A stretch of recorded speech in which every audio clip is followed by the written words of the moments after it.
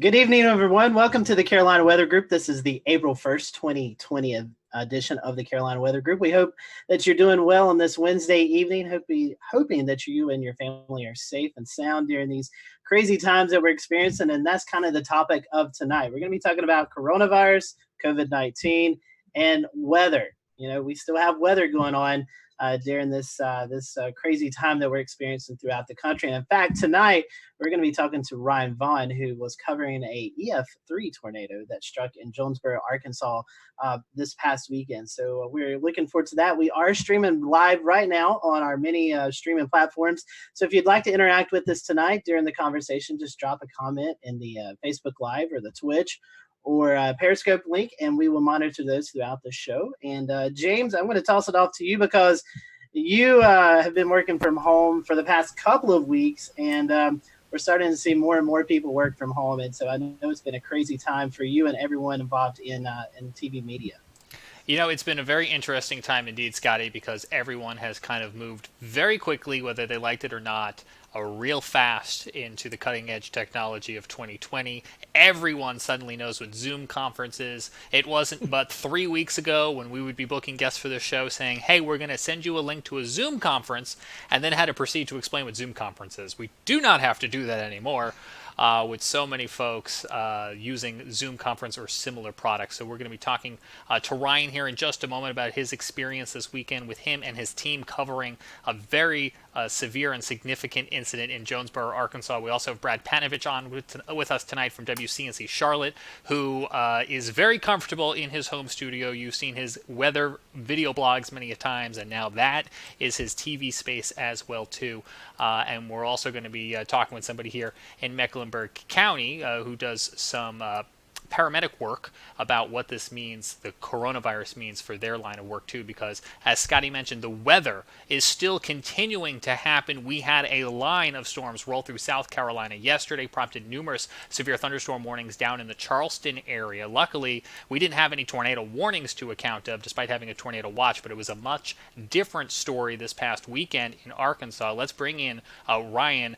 You were actually working from home, and you had your other meteorologist back in the station. Just bring everybody up to speed if they're not familiar with what took place this past weekend. Okay, so typically in a severe weather situation, we would all be in the studio. We were going into this, we were low wind severe weather threat. We knew tornadoes weren't out of the realm of possibility, but we were kind of thinking gusty winds, and I think everybody, even the Storm Prediction Center, kind of had northern Illinois pegged for the hot spot.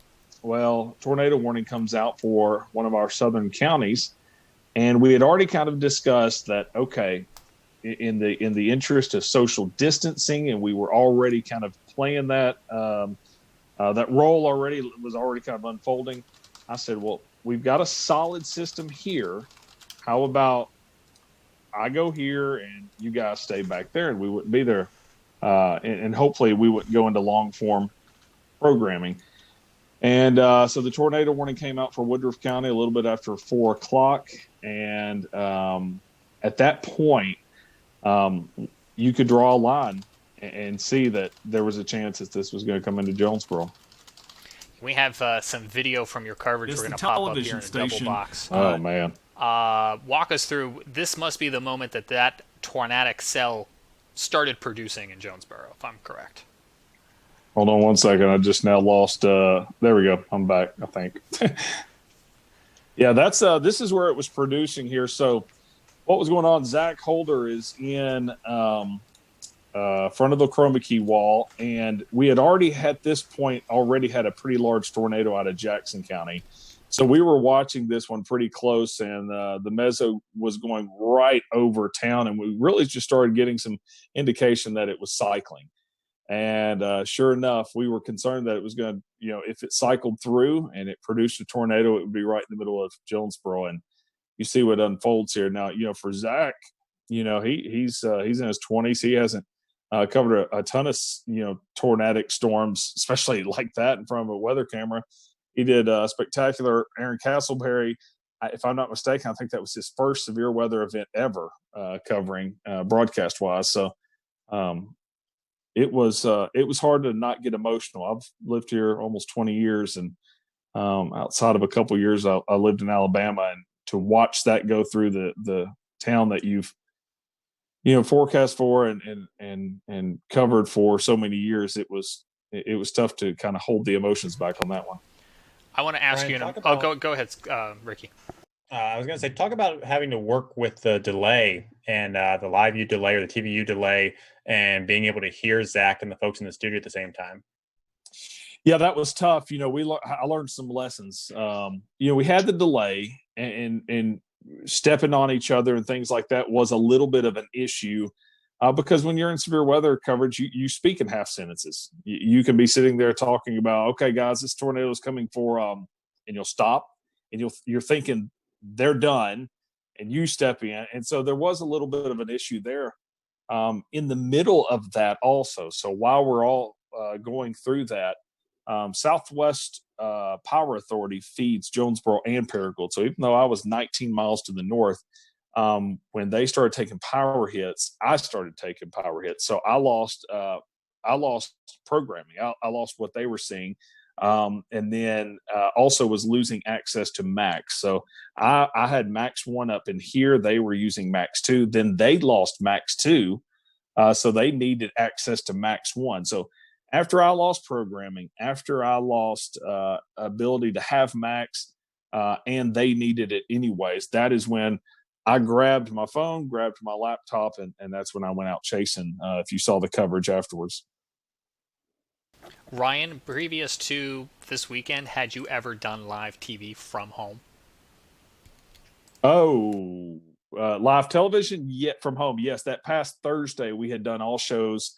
We were kind of dabbling. We're going, okay, do we want to do this completely from home? Do we not?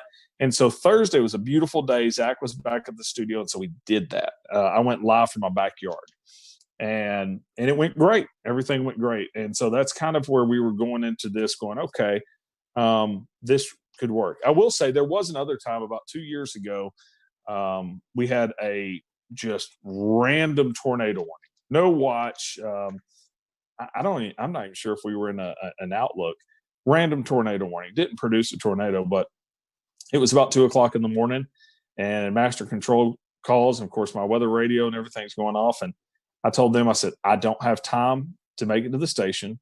So I pulled Max up in my office, and I said, pot up the phone.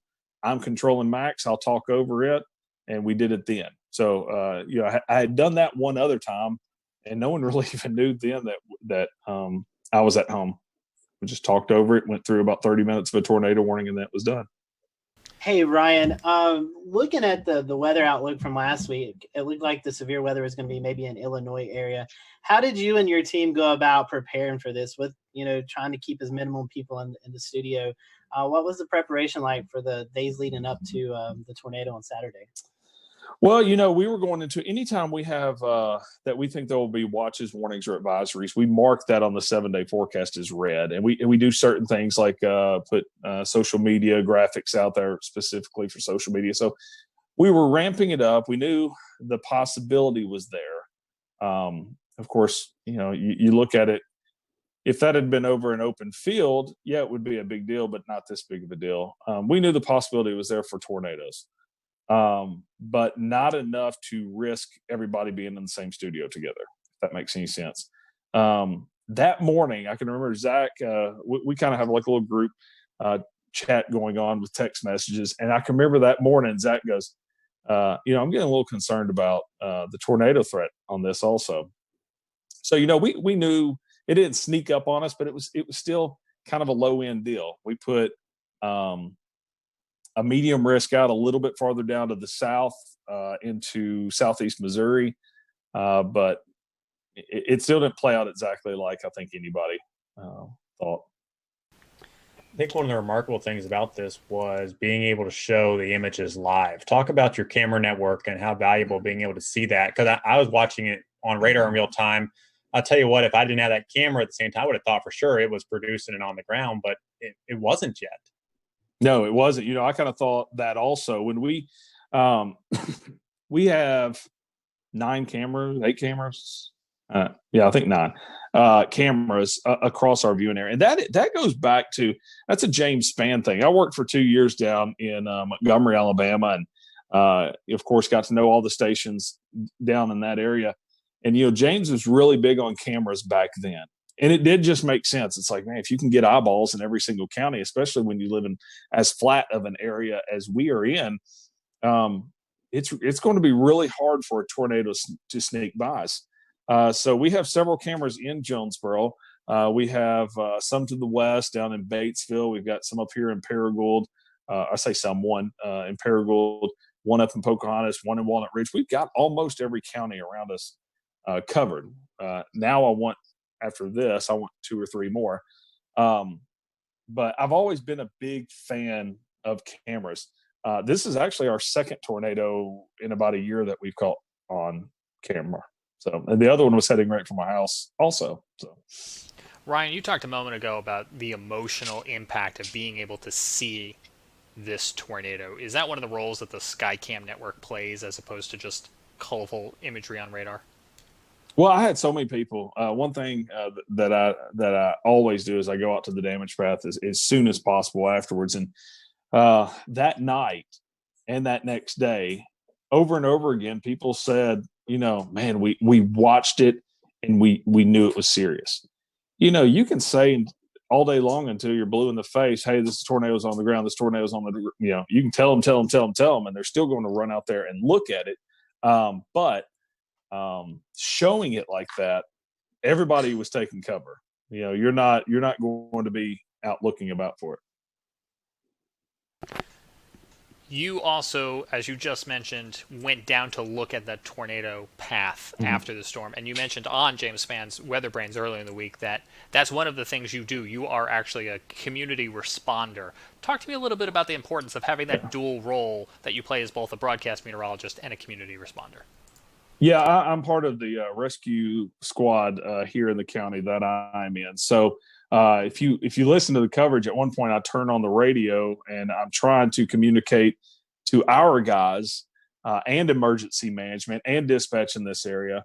And then I was thinking, as we were driving down there, my son was going with me. And he said, are you going to put your turnouts on when you get down there? And turnouts, if you're not familiar with that, that's all of your gear that you put on when you start to get in the rescue and extrication for vehicles or rescue of tornadoes. And I really, for the first time, was thinking, I don't know. I don't know what I'm doing. Am I getting down here and I'm helping with rescue? Am I getting down here and telling the story of the tornado aftermath? Am I doing a little bit of both? So I was confused. It was one of those first times where I was thinking to myself, what are we going to be doing when we get down here? And of course, our news folks were already on the scene. Zach and Castleberry were continuing the coverage from a weather side of point of view. And I really did. I mean, you look at that, I thought we were going to be pulling dead bodies out all night. And we weren't. So. We had Damon Lane from KOCO in Oklahoma City on our show 2 years ago, and he talked to us about what it was like one day to be on television at the studio tracking a storm as he knew it was coming into his neighborhood. What was it like to be home with your family within earshot and having a tornado in your community while also trying to be a broadcast of it? Well, a lot of people have laughed about hearing the snapping. I was going... And what I was doing, I was trying not to go, hey, Jennifer, yell into the other room, or, hey, George and Avery and Kate, get downstairs. I was trying not to do the yelling at your family, get the dog out of here, get the dog downstairs, that thing. So I was kind of meaning get in here so I can, lip sync to your, and so Jennifer comes in here and I said, get downstairs. And I point over at the television, and I wasn't sure if they were watching it in there. And judging by my wife's eyes, I don't think they were. And she looks over at the television, and by that point, it was tearing stuff up. And they moved real fast and went down there. But our wives do this, without us here all the time. In severe weather, they get tornado warnings here, and her job is already to get all the kids and pets and go downstairs. So I don't really know what I was doing, saying, hey, like I'm gonna step in and be the leader of this, because they've done this in the past. And so I realized that after the fact. I'm like, you don't need me to tell you to go downstairs. You probably already knew. But it was wild. And then when I was leaving here, we were having flash flooding in our neighborhood. And it was kind of wild, but I knew that they had everything under control here. And fortunately, I've got a 17-year-old that can handle things here. So I felt comfortable leaving in the midst of that also, once I knew it was going east of us. Ryan, the tornado EF3, 140 miles per hour winds. I think this happened right around the 5 o'clock time frame. On a normal Saturday night, people would be out at restaurants, shopping. But with the coronavirus going on, thankfully, unfortunately, we had 22 injuries. But I feel like this could have been a whole lot worse if we wasn't going through COVID-19. Oh, this would have been. We would have been pulling bodies out. Of those 22 injuries, only 2 of those were hospitalized. So you got to think of a large part of those were probably just scratched up arms and things like that. But, I just think I had just left the mall about 2 hours earlier. We went and picked up a cake right beside the mall, right where it hit. And I can remember going by Best Buy. My wife and I were even talking about it. We were like, wow, look at that. They've got a tent out front. And what they were doing is she goes, yeah, I bet they're, you pull up and you say what you need and they run in and get it and check you out. And I was like, oh, yeah, that's kind of cool that they're still open. We even commented, talked about it before we were heading home. And so you had, just a handful of workers in the mall. The rest of the mall was closed. So if you look at the aerials, I mean, it just tore up the mall. JCPenney, the roof completely ripped off. And you really can't tell until you look at the aerials how messed up JCPenney was. And Dillard's ripped out. A Saturday at 5 o'clock, all those places would have been busy. You think of Cheddar's. I think that's a national chain that you guys may know about. But Cheddar's is a restaurant that would have been completely packed with probably about an hour wait with people sitting all around it on a normal Saturday at 5 o'clock. Instead, they had a couple of workers that were cooking to-go orders. You had Academy Sports. You had several restaurants through there. And it also went through, and I'm going to check the numbers on this, but I venture to say the busiest intersection in Jonesboro, Arkansas, if not the top 3. I mean, definitely. So you just had an extremely populated area that if this had hit on a normal Saturday night where people aren't staying inside, it would have been very bad. Ryan, you've had a crack at this before with back in the day when you had that other situation where you were home and you had to broadcast real quick. And you've prepared some, and everyone's prepared, but last weekend was something no one has ever experienced before, and certainly to a greater degree than the last tornado that you covered from home. What did y'all learn from that? Well, I learned, the power hits. For one thing, I learned that we need an UPS system even here at the house if we're going to do that. I learned also that I want an over-the-air antenna, which I've already gotten now. But more than likely, even doing all of that, there's going to come a time where we just all need to be in. I know we're trying to take the steps to be socially distant and things like that. But I think if we have another severe weather event like this, we probably just all need to be in studio. Ryan, talking about the coronavirus stuff for a second, what challenges did that present after the tornado with rescue crews, with the recovery aspect and things like that? The scary part of it is, and it's really part of the reason why I decided that I need to start broadcasting from home, is that everybody forgot about it. So Saturday night, we're sitting there handing off microphones to each other. We're 6 inches away from the mayor talking to him and the police chief, and we're just helping people. It was like there was no virus. Late that night, we start thinking about it a little bit, and start thinking of, okay, we need to stay a little farther apart. We need, things like that. And then the next day, you get out and you get into the damage. You start helping people and you start talking to people, and everybody's just hugging each other and just happy that everybody's alive. And I had one lady come up and just give me a hug. And it was like, well, I'm not going to sit there and say, no, coronavirus. You're not going to say, well, I'm not going to go in this person's home and help them clean up because of the coronavirus. But later in the day, everybody just kind of starts thinking, well, this could be really bad. We've got people coming in from out of state. We've got people that are older. We've got, just everything started coming around to where you slowly started seeing people taking more precautions. You slowly started, people were elbow bumping instead of hugging and crying and things. I did notice, in fact, Tim Marshall, I met up with him at the tire store, and that's the first time that I saw they were separating out the cleanup and rescue into groups of 10. And they were telling all of them to stay 6 feet apart. So it took a while. But for a period, everyone forgot it.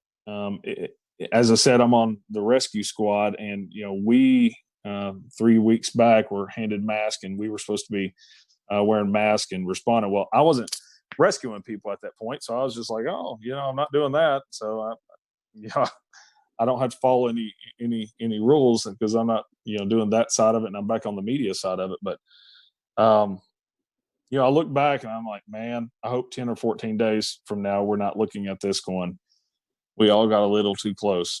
So, and that's it'll be very interesting to see how that goes. And you're right, it is weird. I mean, even me personally forecasting on a day-to-day basis, I've kind of had to tell myself, hey, this is still important, but it feels less important on a day-to-day basis with everything going on. So I want to bring in Corbin here real quick to kind of talk about maybe something that you guys experienced too, Ryan. And it was trying to shelter people during severe weather and with the whole coronavirus situation going around. And Corbin, you kind of work in the emergency management field a little bit. Talk about what scenarios would play out and what problems play out with sheltering people during severe weather events while this virus is going around. So obviously that's one of the things that we really want to look into. Is sheltering in general is never a good situation per se, especially in severe weather events. And we're all very aware that, life goes on even though the coronavirus is our main focus right now. So one of the main things obviously is social distancing. There are some guidelines out from FEMA as well as DHS or DHHS that say, basically each person needs anywhere from about 50 to 80 square feet. So that's going to limit how many people we can put in a building and create shelter for. And especially if we're looking, 6 feet apart, so we don't, sneeze and cough on each other to limit the coronavirus spread at this point. So that's some of the things we're thinking about and we're actively working through in the Emergency Operations Center. I think in North Carolina currently at the last count, there are 46 emergency operations centers active. So it's definitely something that's on the forefront of our mind. What about masks and stuff like that? Has that been given any thought? I know CDC's been reconsidering some of their thoughts, and Los Angeles tonight recommended their citizens wear masks when going out and about. Is there any benefit to that? Is there any downside to that? So that's obviously another one of the hot topics from the CDC. It's one of those things that's changing every 12 hours. For emergency responders, the protocols in North Carolina just changed to where we were only wearing masks on suspected COVID-19 patients. Now we're wearing masks on every patient encounter.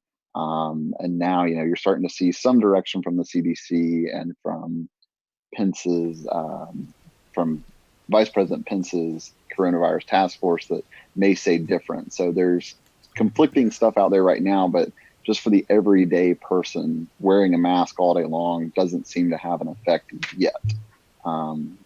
But we'll see what the data shows as the days come. Corbin, we learned today that a paramedic with medic tested positive for coronavirus. You mentioned a minute ago that more people might be wearing masks as they go out and tend to emergency responses. Did that decision to have everyone wearing masks as they're responding to calls come as a result of that positive coronavirus case, or more in line with the CDC updated guidelines? So just to clarify one thing, I'm a paramedic relief supervisor in Cabarrus County, but I did see the news about medic's case in Mecklenburg County as well. And that was actually put out yesterday by the North Carolina Office of OEMS prior to, I'm assuming, that case testing positive. But you got to remember, so an N95 is to protect the provider. A surgical mask also protects the provider, but it's better to kind of put on the patient because it's going to prevent them from spreading their germs, just like a surgeon in surgery. Patty, I think you had something. Yeah, I was wanting to ask Corbin. I'll ask you and Ryan both. Ryan, you live in Tornado Alley per se, the Arkansas area, kind of prone to tornadoes, especially this time of the year. As the CDC and as we hear about the doctors, they're talking about, we're going to continue to kind of see that spike happen over the next 2, 3, 4 weeks. Do you think this will become more of a concern, Ryan, when you're talking to your folks? I know. I'm not sure about your particular area, but I know places like Kansas and Oklahoma, they have these public storm shelters. How do you think I don't want to say you guys have fear of tornadoes because you're more used to them than we are here in the Carolinas, but how do you think preparing for severe weather days as well as dealing with the coronavirus, how do you think like the psyche's going to play on people out in your area, Ryan? That's a great question, because we have had some of the public shelters closed. And because a lot of them are, some of them are in basements of hospitals and stuff. And you say we're used to them. Saturday night has scared a lot of people, and the storm anxiety is going to be really, really high. And I don't really know how that's going to go. As far as public shelters, even some that are open, it'll be interesting to see. Or even, there's a lot of places where, like our house, we have a basement here. Not everyone around us has basements. So we've always just, hey, come on over, take shelter. Will we all continue to do that? I think in a tornadic situation, I think you throw it out. I know that may not be the right answer. And I'm sure my doctor friends may say, I don't know, but I don't know. Corbin, to you guys are dealing with the COVID-19. We're getting into the Carolina severe weather season where maybe not as many tornadoes, but we still have this threat of severe storms. And you're trying to message the threat of severe weather, but also trying to communicate about the COVID-19. So how are you guys in the emergency management spectrum are dealing with the preparation of severe weather and dealing with the ongoing virus? So one of the things we have set up in Mecklenburg County, the Emergency Operations Center there, is we have a decision support services line set up with the National Weather Service, which we set up in all of our special events and things like that. We do have the ability to have the National Weather Service in the EOC with us, just a phone call away, a request away. But it's something that our Joint Information Center that deals with all the public information is looking at as well as we progress into our summer season, our storm season per se. We're going to start messaging, obviously, coronavirus, COVID-19, but also our severe weather messages as well.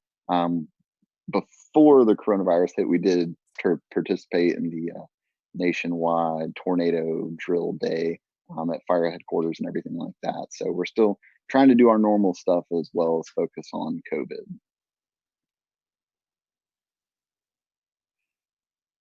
Let's bring in Brad Panovich, who is a broadcast man at WCNC in Charlotte.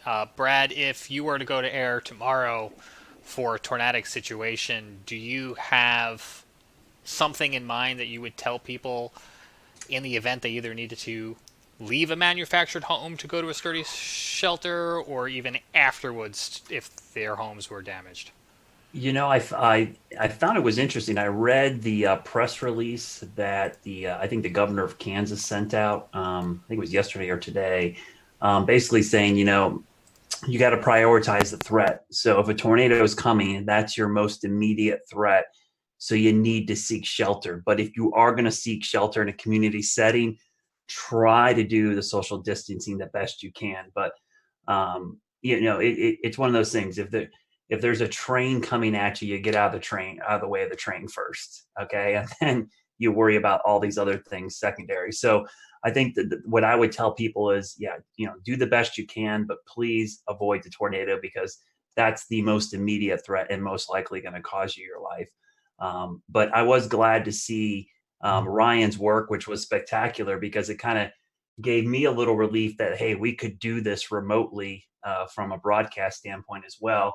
But just like Ryan, I think if we knew a couple days ahead of time that we might have a moderate threat day, that we probably are going to send one of us into the studio, likely me, and we'll keep everybody else out of there. But the fact that we can do this remotely with somebody in studio is great. The whole reason I had this monitor behind me was I was thinking ahead, like if I have to track storms at home, I wanted some kind of graphic behind me where I could be in front of it. So I think that potential is there as well. But it's the first time in a long time, as a meteorologist, I'm like, I hope we have a super quiet spring. I'm just like, I do not want to have the added worries of severe weather. And I've already been thinking about hurricane season as well. I don't want to have to deal with any hurricanes. I just want it to be quiet because I think it's the last thing people need to worry about right now. But we know, it's April. For us, April's the peak of severe weather season. Hurricane season's around the corner. So at some point in the next couple months, we're going to be dealing with severe weather and coronavirus at the same time. And hopefully we'll be a little more prepared by then. Thing else to think about, guys, through all this is I wonder what the viewership numbers are, and I wonder what the connected people numbers are. Are people using Netflix more? Are people watching these streaming services more? And maybe not watching actual television? My cable box will override with the EAS if something happens, but Netflix and things like that won't. So it'll be interesting to see if more people pay attention, less people pay attention. You're not at work, so maybe you're more connected. Well, it's a good point, Ricky. But I think one of the things, what happened in Jonesboro is a good example. I think the fact that everybody's in a home already is a good start. At least they're there. One of the things that I love what Ryan did during this event was, tell people to call people. The thing is, as a broadcast meteorologist, you can never assume everyone's watching you. They're not. So, but you can connect other people to the people that are watching you by telling them to call people, DM them, text them, do whatever, amplify your message. And that will wake people up and get them, away from Netflix and maybe flip on the broadcast network. But this is where digital and social media is really important to us as broadcast mets. It's a way for us to reach people when they're not watching us. And so hopefully they'll flip us around. The thing I worry about, Ricky, honestly, is that, and we've already seen this, our internet and digital systems overwhelmed with so many people at home. Are the WIAs going to be bogged down? Are the cell networks going to be clogged up? Are we going to be able to push out this information because there's so many people using all this bandwidth right now? Yep, good point. James, I think you had something to say. Yeah, I had a question for Ryan. And, it's so often in interviews, we end the interview by saying, what else did you want to share? What did we not ask you? And while that's exactly what I want to pose to you now, because we are trying to think of everything, but inevitably we're not. And unfortunately, you had a situation where you've now experienced one of these scenarios that we're still fearing. So let me ask you, what did you learn that we're not even thinking of? Well, two things. This wasn't my first time to have a tornado in front of us on live television, but it was the most populated. And you just have to remind yourself to keep your emotions in check. It's tough, and you can say it a million times. Oh, I would, but you really have to keep, stay calm because it's going to continue moving forward. And so that's one thing that, for every broadcaster, as Brad said, telling people to call people. And that was huge. There was a lot of people that I didn't run into anyone that said they didn't know it was coming. It was either I was watching you guys, your app went off, or my mother or sister or whoever called me and said it was coming. So nobody knew it wasn't coming, but you got to spread out the tentacles and get everybody working for you more or less. But from the side of this whole new thing with social distancing and everything is in the cleanup process. Even though we're all wanting to hug each other for all being alive and making it through it, we just got to be smart through this whole thing. Corbin, what about you guys from an emergency response paramedic scenario in your experience? Do you think if we got into a weather situation, the response might look slightly different, or the advice coming out from officials to the public might look slightly different? It may look slightly different, but obviously we're going to prioritize life and safety first before everything. So everything we do is to save life. And if that means, that we have to put people at risk of getting COVID-19, then it's probably something we're going to do in that situation. Whereas if it's a sheltering situation, it's a little different. We can, open more shelters per se for less people. Instead of a shelter we put 300 people in, we may just put 100 people in and then open 2 additional shelters, something to that effect. So it's something that, it's taken into consideration, but ultimately that life safety is the priority of every first response agency out there.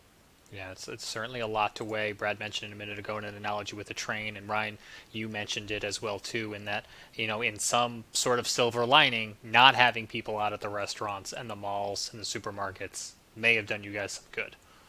That is a huge lifesaver.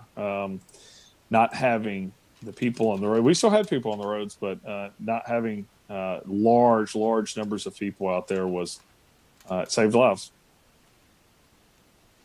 What other agencies, we're talking a lot about weather and medical and first response, but the hospital systems as well too, I think, could be a concern.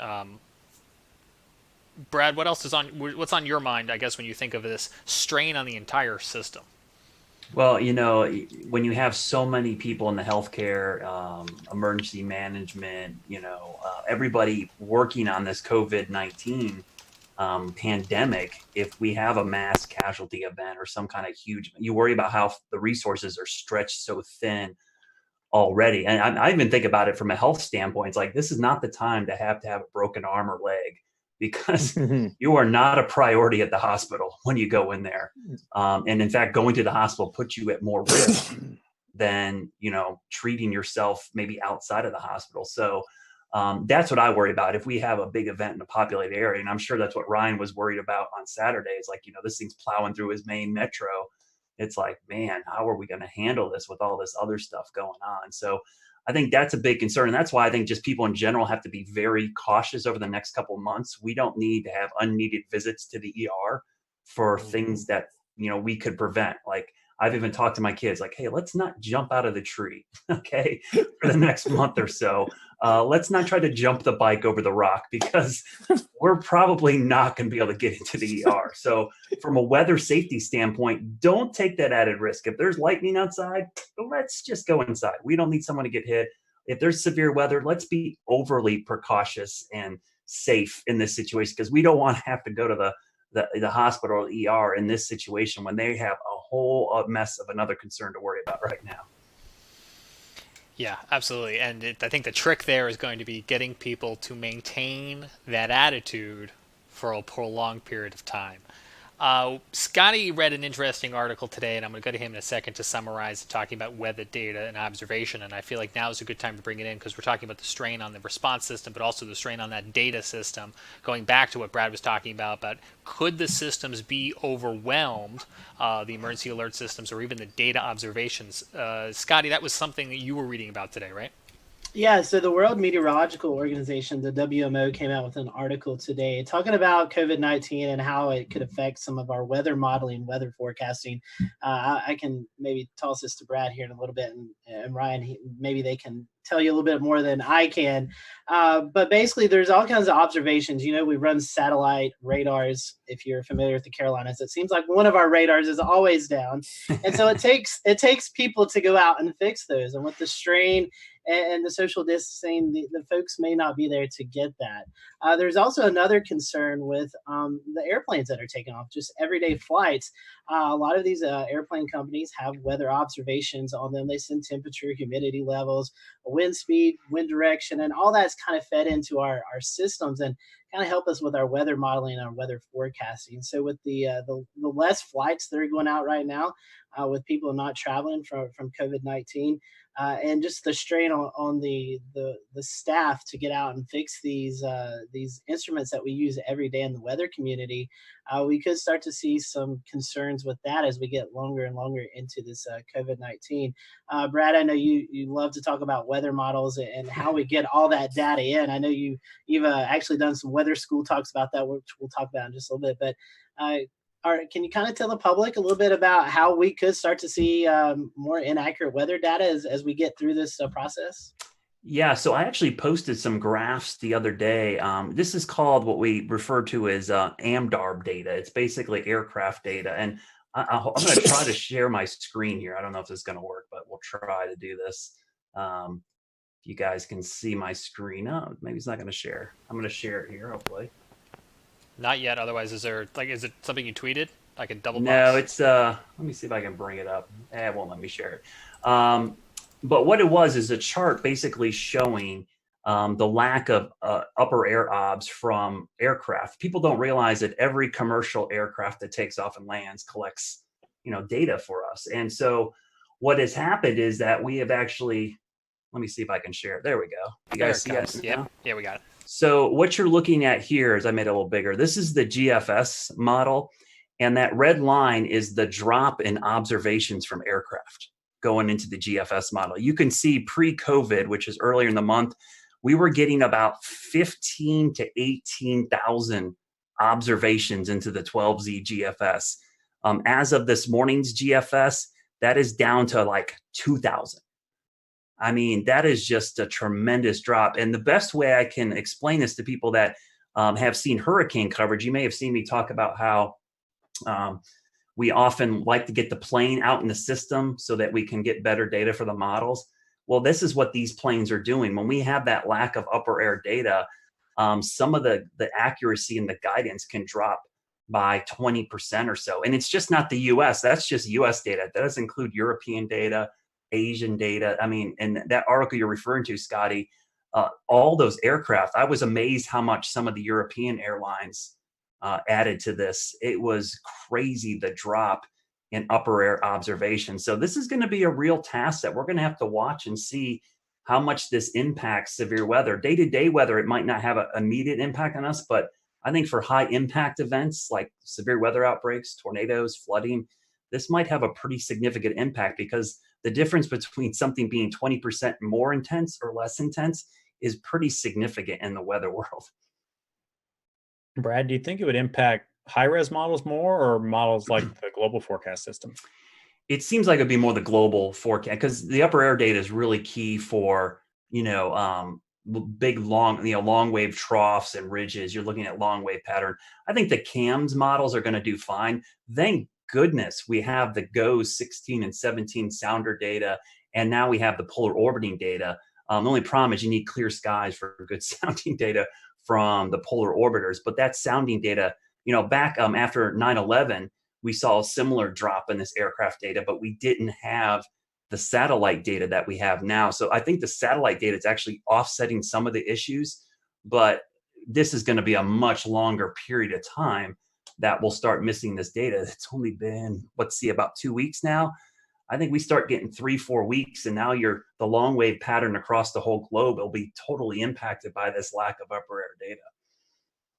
Well, you've been teaching us some stuff now, and I think, James, part 3 of our episode tonight was about teaching folks about weather. Do we want to transition over to that? Sure thing.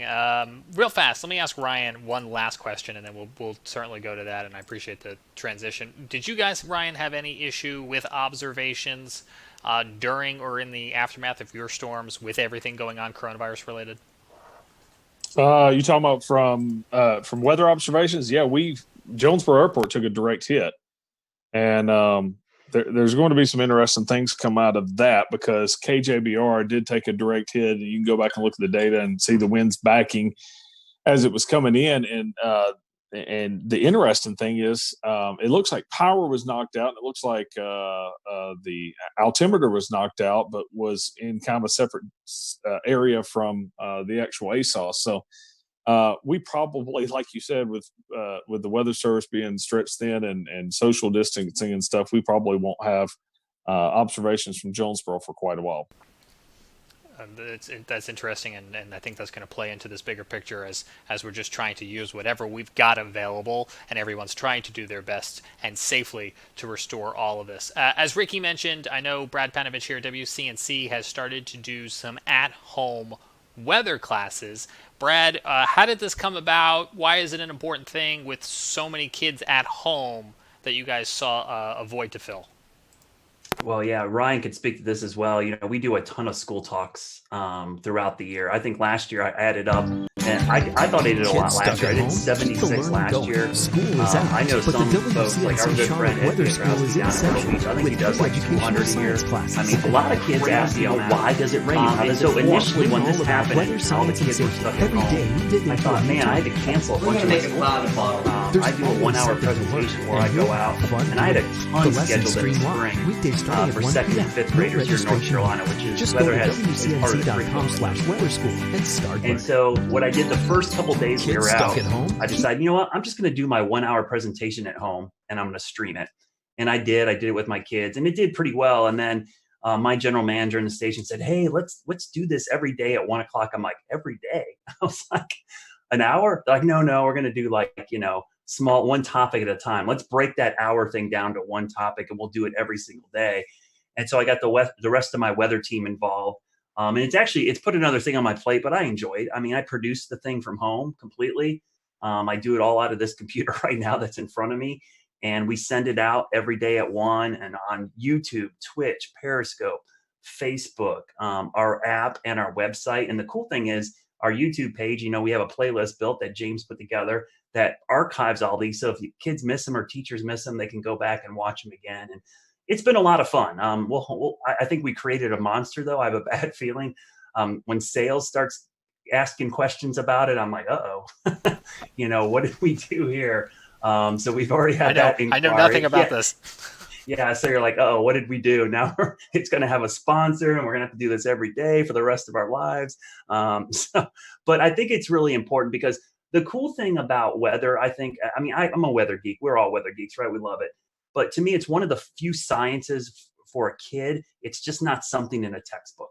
You can teach it to them, and they can immediately go outside and apply the principles of atmospheric science to what they actually see every day. So for a lot of kids, this is their first real science that they see, because a lot of times, you know, physics and chemistry just looks like something in a book, but atmospheric science is actually something they can see, touch, and feel. So I think it has a real big impact on them. And in these tough times, it's actually been kind of a nice thing to be able to do and have the kids like tweet pictures at me of them in front of their TV, watching it on YouTube or watching it. The funny thing I'll say, the Twitch stuff has been great. I've had so many kids on Twitch reach out to me who, you know, don't normally watch the weather, like, hey, this is pretty cool. You know, what games do you play? You know, so it's like, you know, everyone wants to like wants me to game with them online, and maybe me and my son will team up and we'll get in there and get a server going, and we'll start playing some games with some people online. But last week we played one of the virtual storm chasing games on our Twitch. Exactly. Yeah, I think that'd be fun. I would like to play like NBA 2K with like some other anchors at the other stations. I think that'd be cool to have a little like tournament in the market. Broadcast Met iRacing. What's that? Broadcast Met iRacing. Yeah, or something. You know, I think that would be cool. I think viewers would eat that up. We could stream it online. It would be great. You're giving those sales folks some more ideas. We'll get our sports guys to do commentary. It would be awesome. Corbin, I have one question for you before we kind of wrap up. As Brad was talking about, he does a lot of hands-on things with students. You guys in emergency management, you guys do the same thing. So has this kind of affected you all with your outreach to the public? Yes, it's affected our outreach substantially. We're not really doing much face-to-face right now. You'll notice if you go to like the Charmec EM, Instagram, Facebook, Twitter account, you start seeing some videos pop up from the Emergency Operations Center in areas like that, where we're trying to do some education, but just obviously not face-to-face like we normally do. I think last year we did anywhere between 30 and 50 face-to-face talks with everywhere from school-age kids to older adults to talk about emergency preparedness. So it's definitely affected that, and we're seeing that effect, I think, just across about every industry at this point. That's interesting. I hadn't thought about that in terms of fire prevention and first aid trainings, and that would be school-age kids. But you guys also, would you normally be doing office visits? Is that something that is done too for like professionals in office parks? So we have a public information officer, and she goes out and does a lot of talks. One of the most recent age groups has been like older folks in not retirement communities, but maybe apartment complexes over the age of 50 to talk about emergency preparedness and what they can do just in a general emergency, a weather event, having 72 hours worth of supplies on hand, just general things like that. Let's not even talk about supplies, because we know those are scarce right now. But James, one thing I want to do before we close out, I do want to bring on Dan Whitaker. You guys may have seen him pop up from time to time on our show tonight. Dan is our newest panelist here with the Carolina Weather Group. So Dan, for those who are watching tonight, why don't you introduce yourself to everyone? Hey, thanks, Scotty. Yeah, so I have been involved with weather as a kind of weather geek and weather follower since 2008, and have really I'm strong on the storm observation, visual storm aspects, storm spotting, storm chasing. I'm kind of in the field, in the storm type of guy. So nice to be able to kind of join everybody and represent that angle when I can. And it's definitely great listening to all the different kind of pieces to the conversation tonight. Honestly, I have kind of one thought, kind of reaches out to a lot of the different things that were being talked about from tonight, which is, as a person who enjoys the spectacle of nature and following everything from nice day cumulus clouds to supercells in the Midwest. For those who want to experience more outdoor weather during this time when we want to travel less and we want to do more staying at home, short of tuning into Brad Panovich's weather lessons to get some real world observation, is there a way that anyone wants to kind of speak to that would be a good way for people to do that right now? Definitely so, Dan. And we are happy to have you on the team and can't wait. Well, maybe we can't wait till hurricane season, but we can't wait to see your footage out there. Evan, I wanted to bring you. I know you had something you want to mention, but you also did a little chasing of yourself today, but not storm chasing. Yeah, I do my little cheesy snow chasing. It's really not nearly as complex as the stuff that Dan does. But as long as you drive high enough up on a mountain, you'll eventually run into snow. So I went up to Craggy Gardens today. Parkway was closed at about 4,900 feet, but I ended up running the rest of the way up to Craggy Pinnacle at 5,900. And it was beautiful. About 3 inches of snow up there, real windy. I'll share a picture since I can see James yearning and trying to share a webcam. I was trying. Yeah, so then that's what it looked like up on Craggy, right near the Craggy Pinnacle Tunnel. It was real pretty. But you're right, Scotty. The one other thing I wanted to mention tonight before we close is that we've talked about a lot of the challenges that have been presented to us over the last couple of weeks as we suddenly get thrown into this new coronavirus situation. But there are some opportunities and some good things. If Melissa Griffin were here from the South Carolina Climate Office, she would be talking about CocoRoss. I know we just finished up March Madness, but this is an excellent opportunity for people to be joining CocoRoss and submitting precipitation reports every day because everyone's got to stay at home, right? So why not get up at 8 a.m. for work or school and check their rain gauge? So she would want us to mention that. And just because it's not March doesn't mean we can't do it. But go join CocoRoss. We'll tweet out a link later tonight. That sounds good. That's a great point, Evan. We definitely, I think I read a tweet, North Carolina's second in CocoRoss reporters, so that's pretty cool. And I know South Carolina is up there as well, so the Carolinas representing really well. So anybody have anything else before we kind of close up shop tonight? All right, so I appreciate you guys watching tonight. We hope that you stay safe out there. Continue to practice those best practices of social distancing and kind of just staying inside. Eventually, hopefully sooner rather than later, we'll get back to normalcy and be able to enjoy what we've not been able to enjoy for the last 3 weeks. So we're thinking about everyone. We hope that you stay safe out there. We appreciate you watching the Carolina Weather Group tonight. Be sure to follow Ryan and his folks if you're ever out in the Arkansas area. Ryan, once again, great coverage Thank you. this weekend for you and your team out there.